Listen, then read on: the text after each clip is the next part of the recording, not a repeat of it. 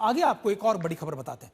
ऐसा दूसरी बार हुआ है जब रूस और यूक्रेन जंग को लेकर राष्ट्रपति डोनाल्ड ट्रंप उन लोगों से ही लड़ बैठे, उन लोगों से ही भिड़ गए जो उनसे मदद की उम्मीद लगाए बैठे थे। दरअसल इसको लेकर एक बड़ी खबर आ रही है जो पेरिस से है। बड़ी खबर है कि पेरिस में जो कल यूरोप के तमाम बड़े नेता रूस यूक्रेन जंग में शांति और शांति के बाद यूक्रेन सुरक्षा गारंटी देने के मुद्दे पर इकट्ठा हुए थे। अमेरिका के राष्ट्रपति डोनाल्ड ट्रंप इस बैठक में वीडियो कॉन्फ्रेंस के जरिए जुड़े, लेकिन बड़ी खबर यह कि ट्रंप ने बातचीत औंधे मुंह धराशायी हो गई, क्योंकि यूरोप के नेताओं ने कहा कि उन्हें मॉस्को के खिलाफ लगाई जाने वाली पाबंदियों पर विश्वास नहीं है।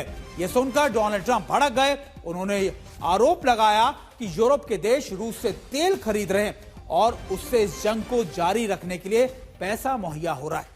दरअसल पिछली बार ट्रंप और जेलेंस्की के बीच व्हाइट हाउस में एक बहस हुई थी, लेकिन पिछली बार की तरह इस बार बहस का कोई वीडियो सामने नहीं आया। लेकिन यूक्रेनी मीडिया के हवाले से जो खबर सामने आई है उसमें कहा गया कि हम आपको स्क्रैच के जरिए हम समझाने की कोशिश कर रहे हैं। ये देखिए आपको कैसे कि डोनाल्ड ट्रंप जब इस प्रेस ब्रीफिंग के अंदर यानी मुलाकात के दौरान इससे वीडियो कॉन्फ्रेंस के जरिए जुड़े तो उनसे लगातार ये पूछा गया कि हम रूस के खिलाफ क्या कड़े कानून ला रहे हैं, तो उस पर डोनाल्ड ट्रंप ने कहा कि यूरोपियन यूनियन के जो देश हैं वो लगातार रूस से जो सामान खरीदते हैं, तेल खरीदते हैं, उससे इनडायरेक्टली और डायरेक्टली रूस को मदद मिलती है इस जंग को चलाने में। और उन्होंने हंगरी का नाम लिया, उन्होंने कई ऐसे देशों का नाम लिया जिसमें उन्होंने कहा कि देखिए इसके जरिए ही रूसी तेल और गैस खरीदने का आरोप लगाया। पेरिस में हुई इस बैठक में ईयू की अध्यक्षता उर्सुला वॉन डेर ने मोर्चा संभाल लिया। उन्होंने कहा कि रूस से आयात में भारी कमी आई है। उन्होंने कहा कि अब केवल हंगरी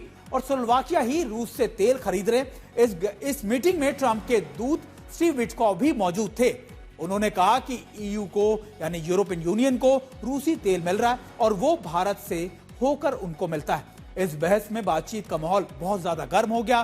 ट्रंप के दूत ने सिर्फ 20 मिनट बाद ही बातचीत की टेबल से उठकर वो चले गए। और हालांकि यूरोप के नेताओं ने एक वर्किंग ग्रुप बनाने की रूस के खिलाफ 48 घंटे के भीतर पाबंदी का और नए पैकेज के प्रस्ताव भी रखा, लेकिन ट्रंप इसके लिए सहमत नहीं हुए। और यह साफ कहा गया कि वो इस बैठक में बैठने के बाद नाराज हो गए। बैठक के बाद यूक्रेन के राष्ट्रपति व्लादिमीर जेलेंस्की ने डोनाल्ड ट्रंप से फोन पर बातचीत भी की।